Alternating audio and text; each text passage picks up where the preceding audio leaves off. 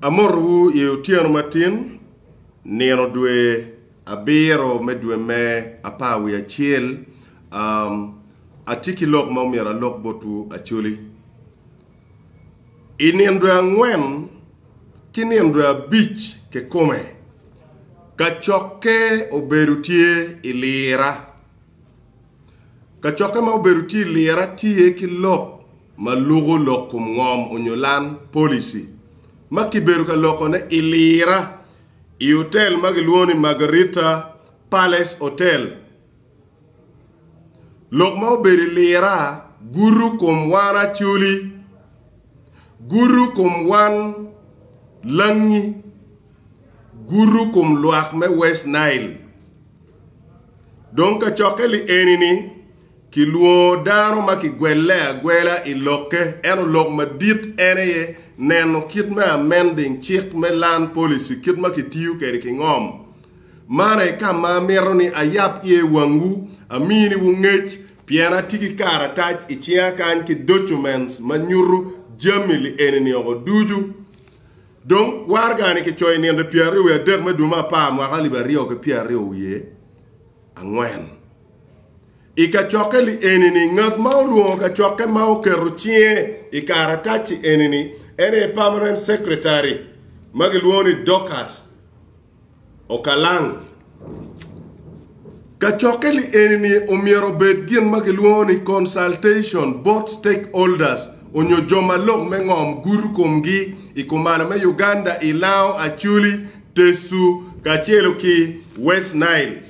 Ento petit politician mo ma kiluo gi me cherka lok eni kiluo pole kai neno iluo ka kany kiluo pole kao land officer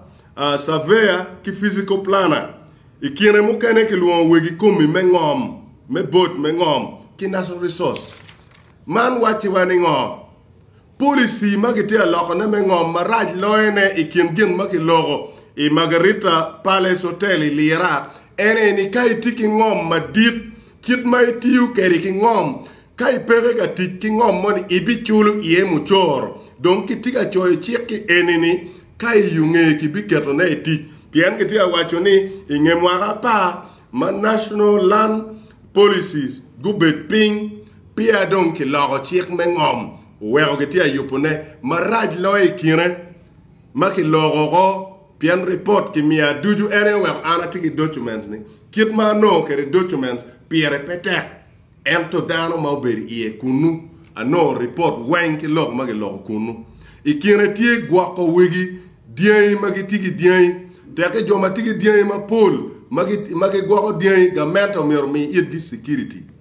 in ma chala chuli de nen kama wanoti ie lo member me parliament mo ke ken magi luo ika chokeli enyo beru pere wigi kumim me a beach ya chuli kilua chiel ke ken ki ya gago ma enbene kuma beru pere won koma bida chiel ke ken ma beru tie ma temu log ma tek ento pe otwere ene won koma beach me lira district man tien loke ni ngo tien loke ni joma ki logo ket gini joma lok pe guru kumgi ini luo district land surveyor obelar loga ngo ke joma ministry iluo RDCs obelar.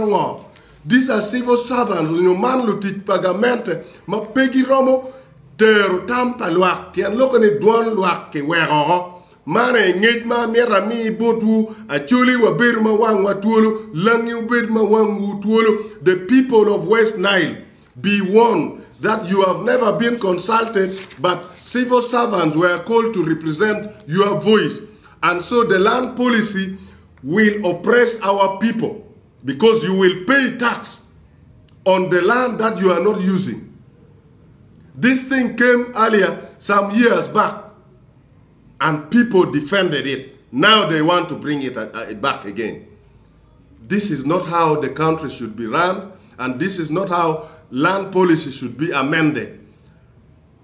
In my view, the people has not been consulted, but they want to impose these policies against us.